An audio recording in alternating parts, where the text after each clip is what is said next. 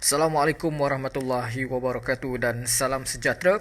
Hari ini kita akan meneruskan pembelajaran dan pengajaran di rumah berkenaan mata pelajaran Bahasa Melayu, dan hari ini kita akan belajar berkenaan mendengar dan memberikan respons terhadap soalan bertumpu. Murid boleh bersedia dengan membuka buku teks Bahasa Melayu Jilid 2, muka surat 2 dan 3. Pada akhir pengajaran dan pembelajaran pada hari ini, murid dapat mendengar dan memberikan respons terhadap soalan bertumpu. Yang kedua, murid dapat memahami sedikit sebanyak berkenaan bahasa istana. Hari ini kita akan belajar berkenaan mendengar dan memberikan respons terhadap soalan bertumpu. Jadi kita akan belajar bagaimana untuk memberikan respons terhadap soalan bertumpu. Sebelum kita meneruskan pembelajaran, cikgu akan menerangkan terlebih dahulu apakah yang dimaksudkan dengan soalan bertumpu. Soalan bertumpu ini ialah soalan yang memerlukan jawapan yang telah tetap. Soalan bertumpu juga merujuk dan berpandukan kepada petikan atau gambar yang diberikan. Sekiranya ada soalan, murid hanya perlu mencari jawapan di dalam petikan ataupun gambar yang diberikan. Tidak perlu berfikir banyak, hanya mencari jawapan di dalam gambar dan petikan sahaja. Itulah yang dimaksudkan dengan soalan bertumpu. Sekarang murid boleh membuka buku teks muka surat 2 dan 3. Terlebih dahulu kita akan melihat maklumat-maklumat yang ada dalam buku teks muka surat 2. Dalam buku teks muka surat 2 ini menunjukkan satu petikan yang mana Hanif dan Jiva perlu menyiapkan projek tentang keluarga diraja.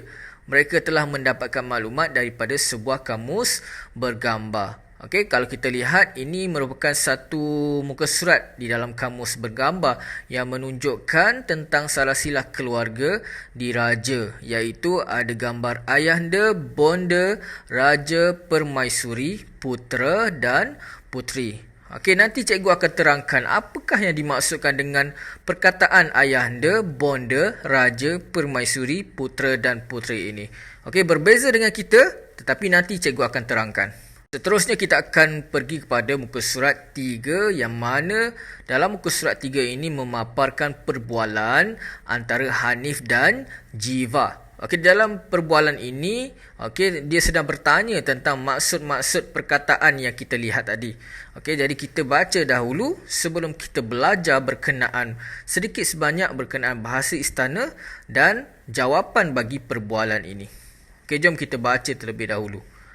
Hanif, apakah maksud perkataan raja? Raja bermaksud orang yang memerintah sebuah negara. Maksud perkataan permaisuri pula apa? Permaisuri bermaksud isteri raja. Adakah Hanif tahu akan maksud perkataan putera? Ya, Jiva, putera. Apakah maksud perkataan puteri? Nanti kita akan sediakan jawapan. Siapakah ayahanda dan bonda? Ini pun tiada jawapan. Nanti kita akan cadangkan satu jawapan yang bersesuaian. Jom kita lihat kembali muka surat 2. Di dalam muka surat 2 ini memaparkan gambar silsilah keluarga diraja, dan terdapat beberapa perkataan yang mungkin awak tidak biasa dengar. Perkataan-perkataan ini ialah panggilan untuk keluarga diraja. Jadi jom kita belajar terlebih dahulu sedikit sebanyak berkenaan bahasa istana. Apa yang dimaksudkan dengan bahasa istana?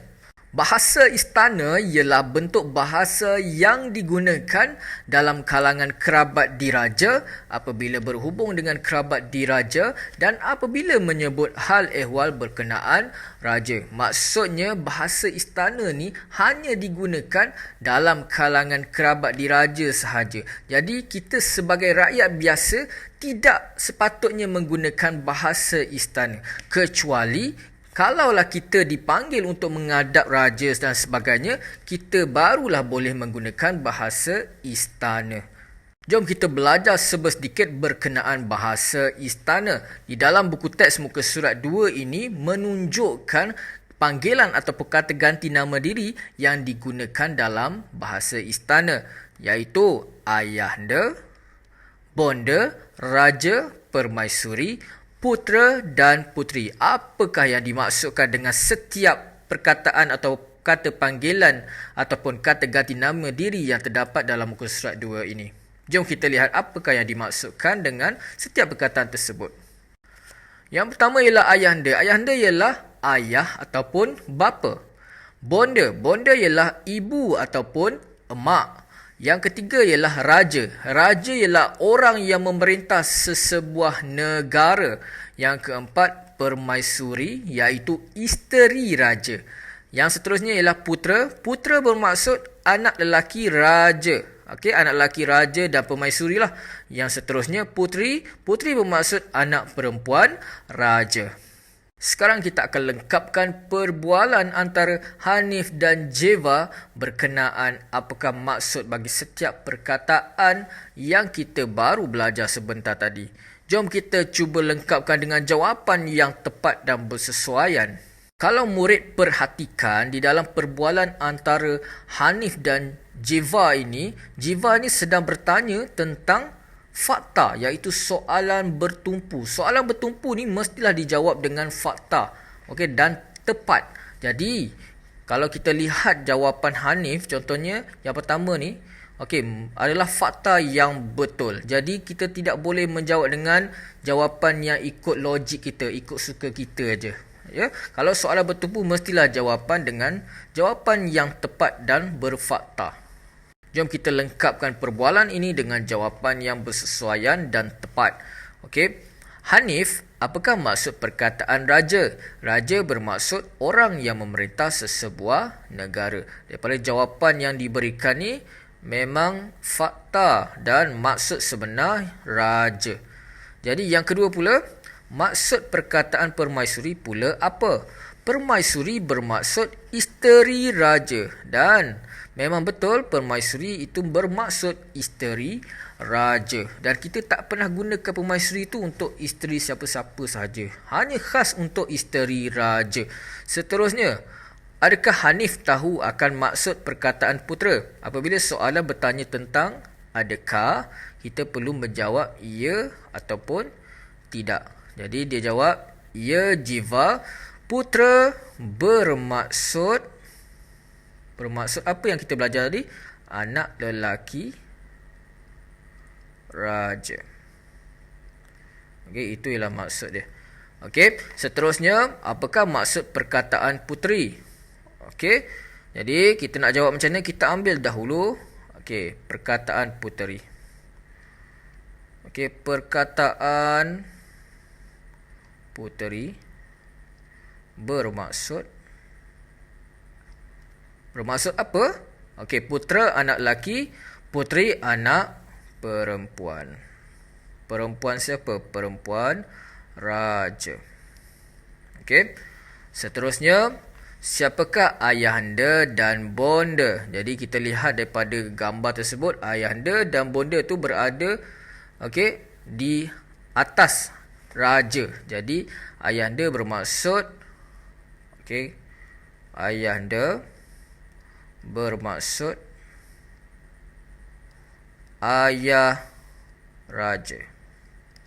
Okey, dah tak muat ni. Tak apa, nanti awak tengok jawapan yang bersesuaian yang cikgu berikan. Manakala bonda pula ialah ibu kepada raja.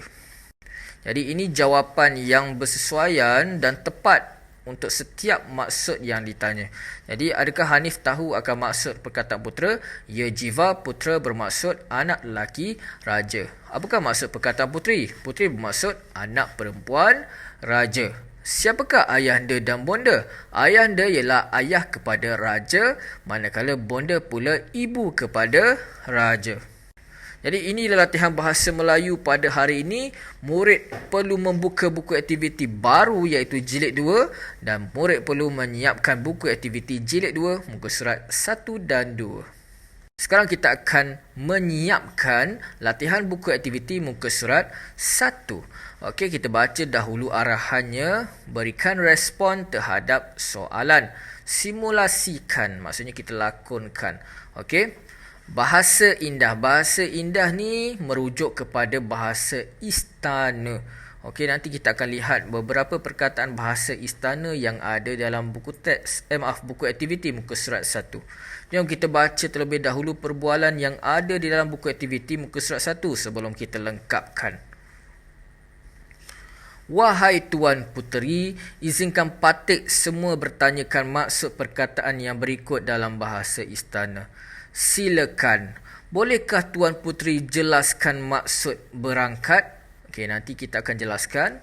Apakah maksud perkataan beradu? Okey, nanti dia akan jelaskan.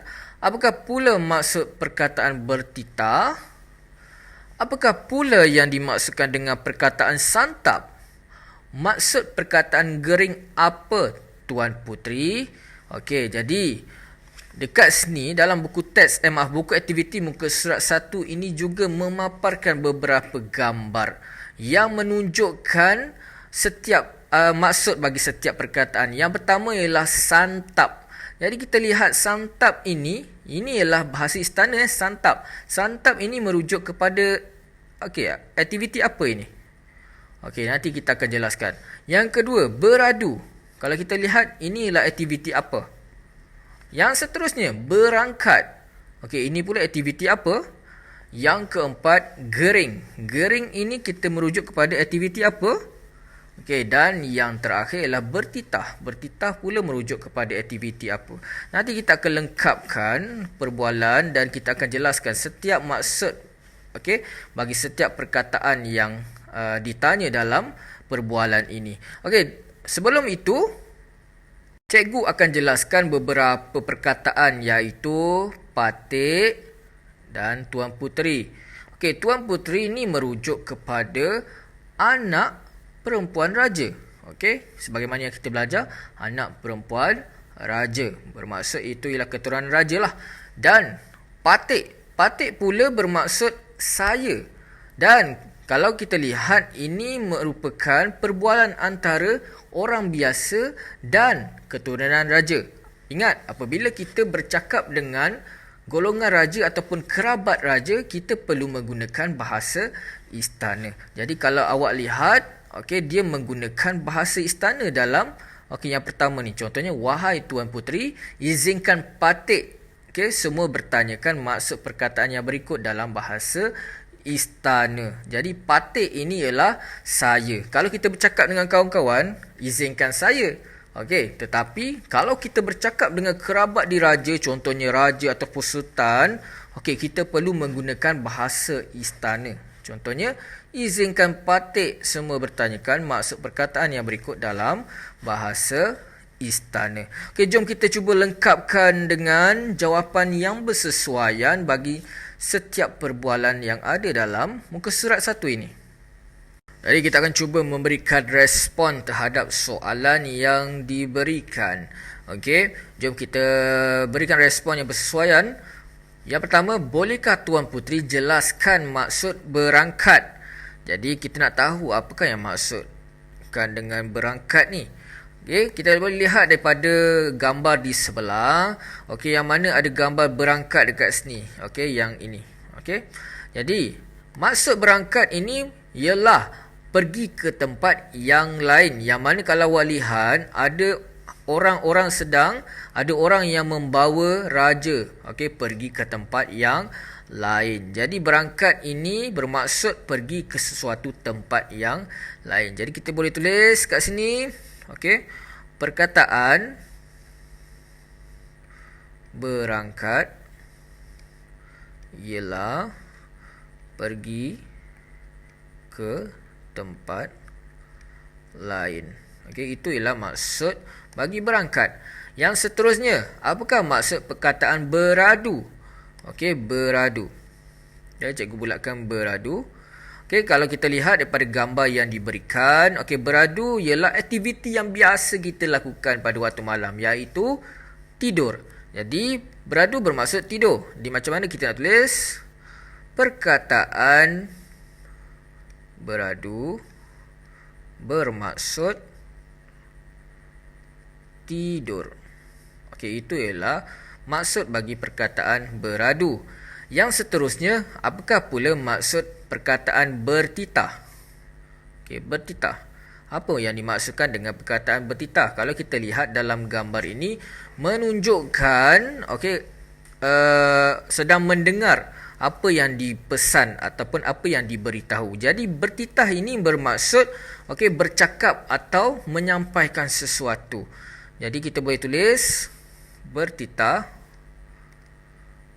ialah bercakap atau menyampaikan sesuatu. Itu maksud bertitah.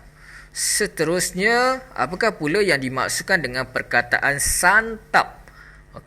Santap. Jadi kita lihat daripada gambar, santap ni merupakan aktiviti ataupun yang biasa kita gunakan ataupun yang biasa kita lakukan pada seharian kita, iaitu makan. Jadi ingat santap untuk bahasa istana, makan untuk bahasa biasa. Jadi kita boleh tulis santap, perkataan santap. Santap ialah makan. Itu maksudnya. Dan yang terakhir, maksud perkataan gering apa Tuan Putri? Maksud perkataan gering apa Tuan Putri? Jadi kita lihat daripada gambar, ada gering. Kat sini gering, yang mana ada tabib ataupun doktor sedang merawat. Jadi gering ini bermaksud sakit ataupun tidak sihat. Jadi kita boleh tulis perkataan gering ialah sakit atau tidak sihat. Jadi ini cadangan respon terhadap soalan yang diberikan. Jadi cikgu harap murid pun boleh faham dan faham tentang maksud bagi perkataan-perkataan bahasa istana. Contohnya santap, beradu, berangkat, gering dan bertitah. Sekarang kita akan pergi kepada latihan yang seterusnya, yang mana menunjukkan perbualan antara Kiran dan Imran. Arahannya sama, kita berikan respons terhadap soalan. Yang mana Imran sedang bertanya soalan bertumpu, yang mana kita perlu mencari jawapan dalam maklumat yang ada di dalam sini. Maklumat yang ada di sini. Jadi kita perlu mencari jawapan yang ada dalam maklumat yang diberikan. Jom kita baca terlebih dahulu perbualan yang ada dalam buku aktiviti ini. Imran, pada hari Minggu ini, mari kita ke Festival Kebudayaan dan Kesenian Melayu. Berapa harikah festival itu berlangsung, Kiran? Apakah tema festival itu? Di manakah festival itu akan diadakan? Apakah persembahan yang ingin kamu lihat, Kiran? Mengapakah kamu ingin melihat persembahan itu? Baiklah, Kiran, nanti kita ke sana bersama-sama. Jom kita lengkapkan perbualan. Ini yang ada dalam buku aktiviti muka surat 2. Sekarang kita akan melengkapkan respon terhadap soalan yang diberikan. Jadi kita lihat kepada yang pertama, berapa harikah festival itu berlangsung, Kiran? Jadi kita perlu melihat kepada hari ataupun tarikh yang diberikan. Berapa harikah? Jadi jawapan yang boleh kita lihat ialah kita lihat kepada tarikh, iaitu 13 hingga 14 September 2021. Jadi 13 hingga 14 bermaksud 13, 14. Jadi 2 hari. Jadi macam mana kita nak jawab? Kita ambil dahulu maklumat yang ada dalam soalan tu. Festival itu berlangsung. Festival itu berlangsung. Macam mana kita nak jawab? Selama berapa hari? 2 hari. Seterusnya, apakah tema festival itu? Jadi kita lihat jawapan mesti ada kat sini. Tema. Dia dah tulis tema kat sini. Jadi kita tulis kembali dalam jawapan. Senang je ni. Tema dia kesedaran budaya pancaran identiti sejati. Jadi macam mana kita nak tulis tema? Kita kalau nak tulis jawapan, kita ambil dahulu sedikit maklumat yang ada dalam soalan lah. Tema festival itu ialah Okey, awak tulis semula dalam jawapan. Okey, tema festival itu ialah kesedaran budaya pancaran identiti sejati. Okey, jadi awak tulis kat sini. Okey, yang seterusnya. Di manakah festival itu akan diadakan? Jadi apabila soalan bertanya tentang di mana ini bertanya tentang tempat. Okey, jadi kita akan cari maklumat yang merujuk kepada tempat. Jadi sini kat sini tempat Kompleks Budaya Air Keroh Melaka. Jadi itulah jawapannya. Kita gariskan jawapan dia. Kompleks Budaya Air Keroh Melaka. Jadi macam mana kita nak jawab? Festival, ingat kalau kita nak jawab, kita ambil dahulu sedikit maklumat yang ada kat sini. Festival itu diadakan di. Kalau kita nak merujuk kepada tempat, kita kena mulakan dengan perkataan di. Jadi kita tulis di mana? Di Kompleks Budaya Air Keroh Melaka. Jadi jawapan yang ketiga ni awak tulis dalam kat sini . Yang seterusnya, apakah persembahan yang ingin kamu lihat, Hiran? Jadi kita boleh tulis persembahan apa yang kita nak tengok? Persembahan apa? Ada gazal, dondang sayang, tarian zapin dan joget, lagu-lagu tradisional, pencak silat, ukiran kayu dan seni anyaman. Jadi yang ini awak boleh bagi jawapan bersesuaian. Sama ada awak nak jawab gazal ke, tarian zapin dan joget ke, lagu-lagu tradisional ke, pencak silat ke. Jadi awak boleh jawab persembahan lagu-lagu tradisional. Mengapakah kamu ingin melihat persembahan itu? Kerana kerana apa? Kerana saya suka lagu-lagu tradisional. Itu pun jawapan yang bersesuaian. Jadi ini cadangan jawapannya. Persembahan lagu-lagu kerana saya gemarkan lagu tradisional. Jadi seterusnya, baiklah Kiran, nanti kita ke sana bersama-sama. Ingat, bagaimana kita nak respons untuk perkataan ajakan, suruhan. Kita boleh cakap baiklah. Baiklah Imran. Itu pun dah cukup. Baiklah Imran. Kalau nak sambung, nanti kita ke sana bersama-sama. Jadi ini cadangan jawapan yang boleh cikgu berikan. Jadi ini cadangan jawapan yang mungkin boleh jadikan rujukan kepada murid. Kalau murid nak gunakan jawapan yang cikgu berikan, dipersilakan. Tetapi kalau murid nak gunakan idea murid sendiri, dan rasa jawapan murid lebih betul ataupun bersesuaian, terutamanya apakah persembahan yang ingin kamu lihat, Kiran. Kalau awak nak jawapan yang berbeza, awak boleh nyatakan, tiada masalah. Tetapi mestilah bersesuaian dan tepat faktanya. Jadi ini cadangan jawapan yang boleh murid gunakan dalam latihan buku aktiviti muka surat 2. Jadi itu sahaja pembelajaran pada hari ini. Terima kasih. Assalamualaikum warahmatullahi wabarakatuh. Selamat belajar.